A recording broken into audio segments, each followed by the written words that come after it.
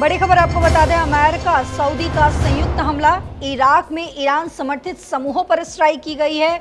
फिर से युद्ध भड़क उठा है। वहीं मिडिल ईस्ट में तनाव बढ़ गया है। तो आपको बता दें कि 13 दिन के अभियान के बाद ये फिर हमला किया गया है। तो ये बड़ी खबर आपको बता रहे हैं, जहां एक तरफ दुनिया मिडिल ईस्ट में शांति की उम्मीद लगा रही थी और दूसरी तरफ रातों रात एक ऐसा सैन्य हमला होता है जिसने पूरे पश्चिम एशिया में तबाही का नया मंजर पैदा कर दिया है। अमेरिका और सऊदी अरब की वायुसेना ने संयुक्त रूप से एक बड़ा सैन्य अभियान चलाते हुए इराक के अंदर मौजूद ईरान समर्थित उग्रवादी ठिकानों पर ताबड़तोड़ बमबारी कर दी है।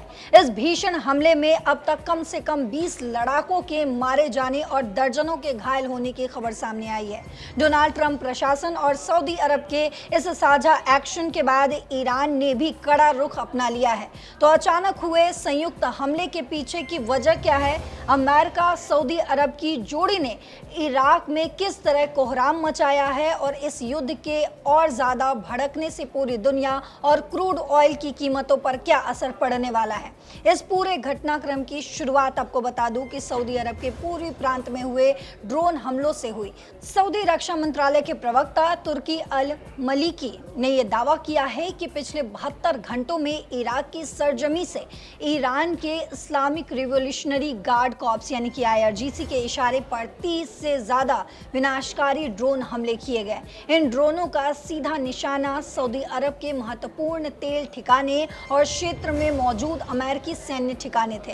हालांकि आपको यह भी बता दूं कि सऊदी एयर डिफेंस ने कई ड्रोनों को हवा में ही मार गिराया, लेकिन इस लगातार उकसावे के बाद अमेरिका और सऊदी अरब ने सीधा सैन्य जवाब देने का फैसला किया।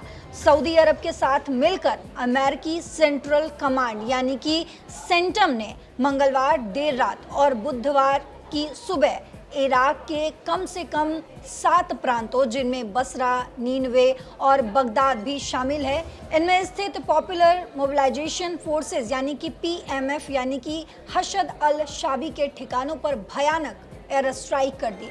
पेंटागन के मुताबिक ये हमले ईरान समर्थित उन आतंकी समूहों के लॉजिस्टिक्स और हथियारों के डिपो पर किए गए जो लगातार क्षेत्र की सुरक्षा के लिए खतरा बने हुए थे।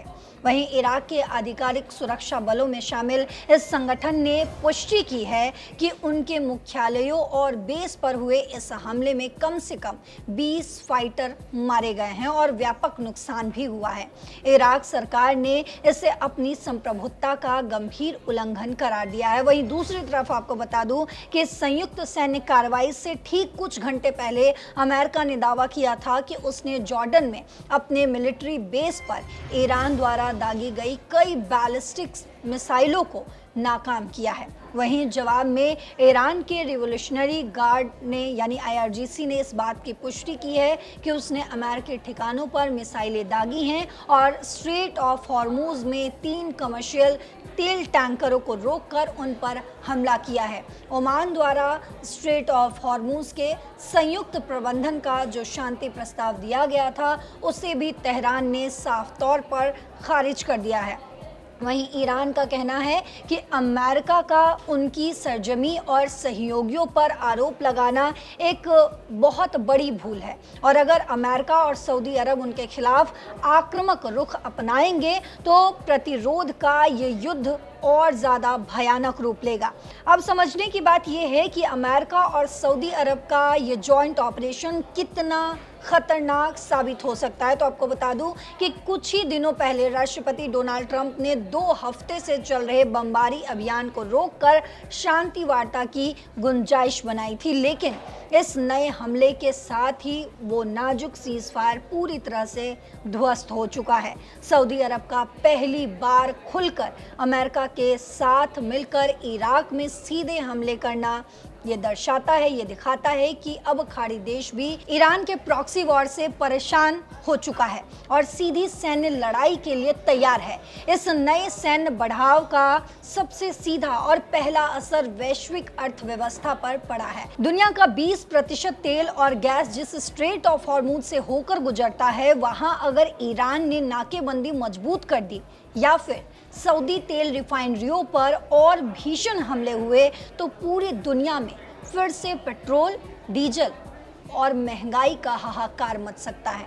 तो दोस्तों, अमेरिका और सऊदी अरब की इस संयुक्त एयर स्ट्राइक ने मिडिल ईस्ट को एक बार फिर से बारूद के ढेर पर लाकर खड़ा कर दिया है। क्या आपको लगता है कि सऊदी अरब का अमेरिका के साथ मिलकर इराक में हमला करना सही कदम था, या इससे पूरे मिडिल ईस्ट में कभी ना खत्म होने वाला महायुद्ध शुरू हो जाएगा? आप अपनी राय कमेंट बॉक्स में ज़रूर लिखते जाइएगा। साथ ही देश और दुनिया की तमाम खबरों के लिए, तमाम अपडेट्स के लिए जुड़े रहिए दैनिक जागरण के साथ। नमस्कार।